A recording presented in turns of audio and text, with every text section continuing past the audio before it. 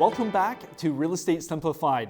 Joining us today is Sami Juneja, mortgage agent at iBridge Capital, and Lori Keatley, partner at Forbes Anderson. Welcome to the show, guys. So, Sami, what sort of trends are we seeing develop in today's market as it relates to mortgages? Yeah, so I think right now we're starting to see that inventory is at an all-time low. Very low, very low. Yeah, very low. And at the same time, we're starting to see that a lot of the buyers in the market are having to put 15, 20 different offers in before they see anything. The impact that it has on financing is that we have to keep lenders updated every time a change is made. I think every property is unique and it changes the application in a few different ways. What we're starting to see is that the lender turnaround times are starting to slow down because of how busy the market is and how many applications they have pending in queue, where unfortunately the home buyers or borrowers are not able to get the home that they anticipated to get.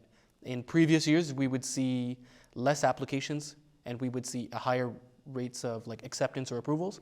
At this point, we don't see those same numbers anymore, and that's really taken a toll on the turnaround times we're seeing. And that turnaround can have a big impact on the buyer as well. So right now in this hot market, inventory is very low. People aren't putting in conditions of financing or home inspection because you'll just lose out the offer otherwise.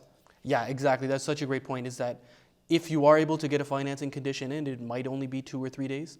But I would say 90% of the time, what we've seen in the last market of 2021, there have not been many people who are able to put a financing subject, and that makes a huge difference because you're kind of going into the scenario gambling as to whether you're approved or not approved. Yeah, and that's where a constant communication with your mortgage professional, whether it's with a bank or a mortgage broker, you always have to be in constant communication with them leading up to offer night. Definitely. And I think what we're seeing is that so many offers are being placed at 7 p.m., 8 p.m., 9 p.m. And a lot of the times what we're noticing is that if you don't have a transparent communication between the realtor and the mortgage broker, a lot of things can fall place at the last moment. Yeah, which we definitely don't want to see. No. So as it relates to rates, where are rates heading? What sort of trends are you seeing right now in the market? Definitely. So I think the Bank of Canada has been fairly transparent in their plans to raise the prime lending rate. So the prime lending rate affects the home equity line of credit products as well as the variable mortgage products. There's also an effect on some of the unsecured financing that people have at variable rates. We are expecting between 4 to 6 increases between, I would say, the next 12 to 24 months, as per the Bank of Canada. I think they've done a good job of supporting through COVID in keeping the rates for the overnight lending really low. The overnight lending rate is what the Bank of Canada will lend out to the other banks at, and this is to kind of support home buyers as well as support Canadians in the COVID kind of traumatic that we've seen. Yeah, and looking at the bond market with fixed rates, how are fixed rates being affected these days? I would say over the last 12 months, we've seen fixed rates increase by a full 100 basis points. Even in the last 60 to 90 days, we've seen rates climb up very, very steadily. We were seeing record low fixed rates as well as some really crazy offers from some of the banks to support the home buyers. I think those days are kind of gone. I think we did hit the rock bottom and we're kind of going back up to a level of normalcy. I would say that some of the mortgage rates which we have between fixed and variable or 2-year, 3-year, 5-year, even some of the B lenders are all under the same impression that rates will continue to rise through 2022. Yeah, and one of the basic questions we get all the time is, hey, should I get a fixed rate mortgage or a variable rate mortgage? Which one's best for me? What sort of advice can you give? I would say more oftentimes than not, a variable rate does make more sense for the client. I would say that if you are going to be getting a fixed rate mortgage, with the way that the contracts are drawn up for the penalties and what you're able to do with the actual mortgage contract, typically my suggestion is for people who have some fluctuation or they have some room in their household budget, I think variable is a great option for them. And over the next 5 years, we don't know where rates will go, and that's why I think the variable rate is always a great option. Another suggestion that I would have for people is those who do not have the risk tolerance or those who do not have the affordability in their monthly budget, we are pushing people to really short term, so 1, 2, or 3 year fixed rate mortgages. Yeah, and a great strategy is, let's say you're saving a bit of money going to a variable rate mortgage, treat it as a fixed rate mortgage and just pay off the principal a little bit more every month with giving you a little extra payment.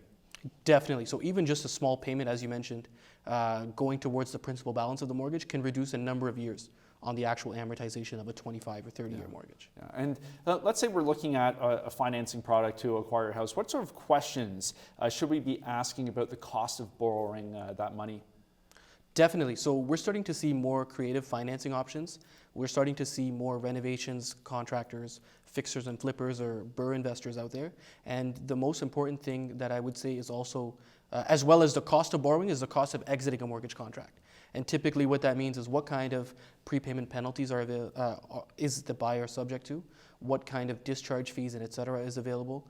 We should also be talking about what kind of costs are we incurring in terms of how much of the mortgage payment is going towards interest and how much is going towards the actual principal payment. Yeah, and I think that's one question most people don't ask is, hey, what are the penalties to get out? Because we've both seen some pretty enormous penalties worked in that people had no idea were written into that contract. Exactly, and that kind of goes back to the previous point of why we like variable rate mortgage contracts. They typically come with a predictable payment. It's about 3 months of interest penalty. So from day one versus day 500 of your mortgage contract what the penalty will be. With the fixed rate mortgage contract, the way that they're done, it's typically interest to the remaining of the term, or it's the interest rate differential. And it's a long fancy way of saying that penalties could anywhere between $10,000 to $40,000. And oftentimes I find that the buyers do not find out until it's too late, and then they have to pay that check of $40,000, $50,000 to break their existing mortgage. Yeah, and so when we're looking at that mortgage contract, what are 5 things that we can negotiate with that contract? Definitely. So I think the number one thing that everyone asks for is the rate. So that's one thing that can be negotiated within a mortgage contract. I would say the second thing that we could discuss, depending on the lending option, is how much is the penalty, or what is the method of calculating the penalty. The other option could be what is my ability to pay down this mortgage faster? There are some lenders that allow you to pay more or less down within a given year. Some of the other options would be, what happens to my mortgage contract if someone on title dies? Do I just directly assume the property? Does my mortgage protection plan cover the entire mortgage balance? Really, what happens in the case that one of the title holders dies? And I think one of the other questions that I would suggest most people ask again is kind of what's the cost of entering, what's the cost of exiting in plain English? Let's talk about dollars and cents, because that's kind of what leaves your bank account every month. Yeah, exactly. And earlier you had mentioned B lenders.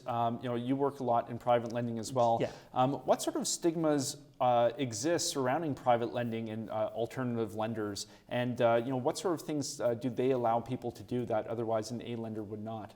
Definitely. So I would say let's kind of distinguish between what is a Schedule B lender and what is maybe a mortgage investment corporation or federally regulated corporation. So a Schedule B lender is completely governed to the same rules. They do have different ways of figuring out how clients will qualify, but they're kind of all adhering to the same standards. So that's something that's good for people who don't have the ideal situation where you fit into a bank box of lending. I think that private lenders, for example, we should let people know that these are lenders that are lending based on the equity of your home. It does come with higher risk. It does not come as the first option available to you. We would say exercise all options before you do get into private lending.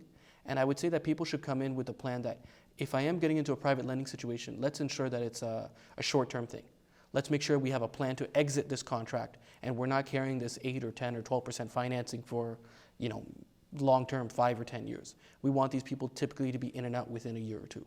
Yeah, and oftentimes it's a matter of either taking advantage of an opportunity that presents itself in the market and using that alternative lender, or missing out completely because an A lender won't do it. So, sometimes from a business perspective, taking that 10 or 12% interest rate, whatever it is, it actually pays off in the long run because now you can actually acquire the property and do something with it.